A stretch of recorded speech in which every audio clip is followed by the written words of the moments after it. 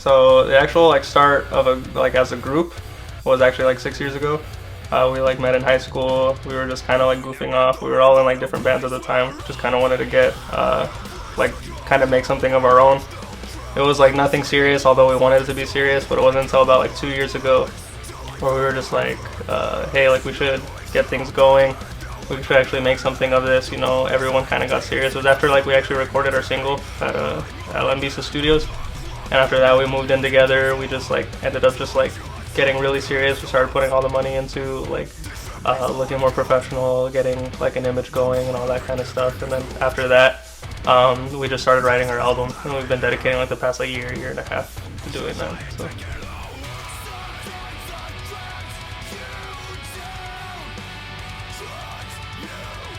Oh, we're kind of just, you know, trying to do what music's done for us and how music kind of helped us through life and different events, and kind of hoping that we can put that out to people and they get the same reaction. How for me, music's helped me through a lot of depression, so I'm kind of hoping with what I write and what I do, and as we perform and everything, we can kind of lift people up and kind of, how do I phrase it, have people just feel better about themselves and kind of realize they're not worthless or anything. And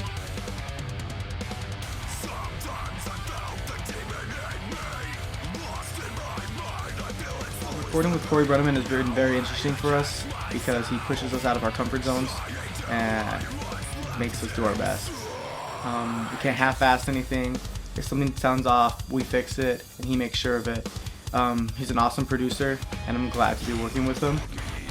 But everywhere else has been different just because wherever we recorded, people didn't really give input. They just press record and just go along with it. Cory actually was like, I don't like this part, I like this part. Hey, maybe we could change this part to sound better. So Cory just pushed us out of our comfort zone, and I feel like the record just can come out a lot better because Cory pushed us.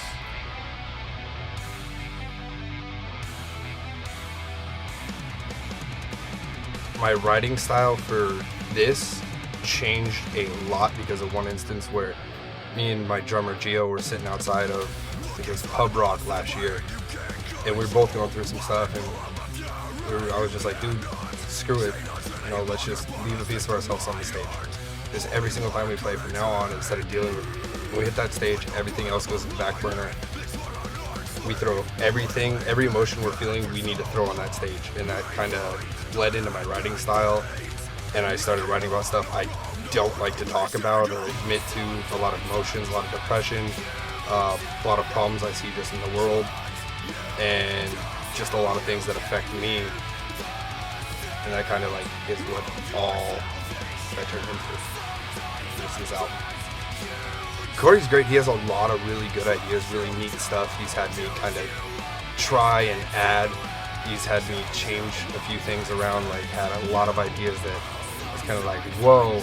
And then I kind of like got my, it took me a while because I was like, this is my heart and soul. And he just kind of like altered it and made it so much better and so much cleaner sounding. And just some of the ideas he had, stuff I would have never thought of. It was phenomenal. He's really, really good at just melodies and rhythms and everything.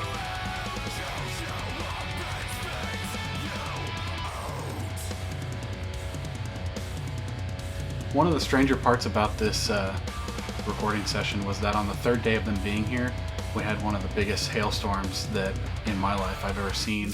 We had hail that was the size of softballs. We were actually outside watching it, hearing glass shatter.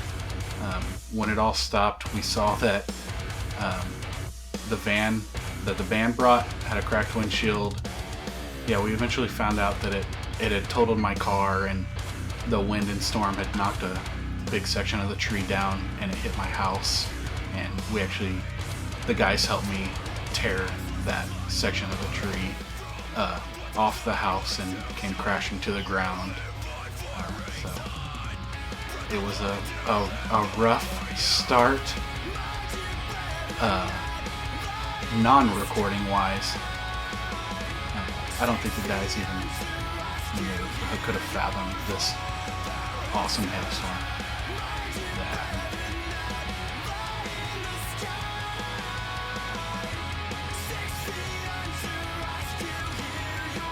My favorite song on the record is a song called Dear Brethren, which is about my best friend who passed away 2 years ago. And it's really, really cuts deep into me and hits home because it starts off the line, if only you're around for one last drink, it worked for you, I won't work for me. That directly relates to on his year-death anniversary, I tried to drink myself to death and just kind of ended up waking up the next day feeling like complete trash, and just kind of came to a realization of, and it's the following lines is just, why would I do that? It's not what he wanted. And it's kind of, the whole song is just my journey of kind of coming to terms with it and realizing I'll never get over it. There's no way to get over it. It'll never stop hurting. And it's kind of good for people who I think have kind of lost loved ones. They can probably relate. Then at the end of the song, it repeats me screaming, I know you're right here, I feel a presence near, just over and over and over again. And it's just kind of me knowing I'll never forget the memories. And then it ends on me screaming, I feel your existence as you fade, which is just kind of me accepting that he's gone. However, at the same time, he's gone, but everything that all the memories, everything he's kind of taught me, because he's taught me a lot just in general about life and how to treat people just by being my friend, it was pretty amazing. So I always have that with me. During that last part, I'm probably gonna cry because I break down every single practice. We practice it near the end of the song. Just for some reason, once that build-up comes to that ending, it just starts hitting me really, really hard. It's like a fresh wound because I don't talk about it a lot. So it just really, really cuts close, very freaking close to me. It's just kind of like that realization hits me. It just completely overcomes me. It's kind of my time for just acceptance and my time to grieve.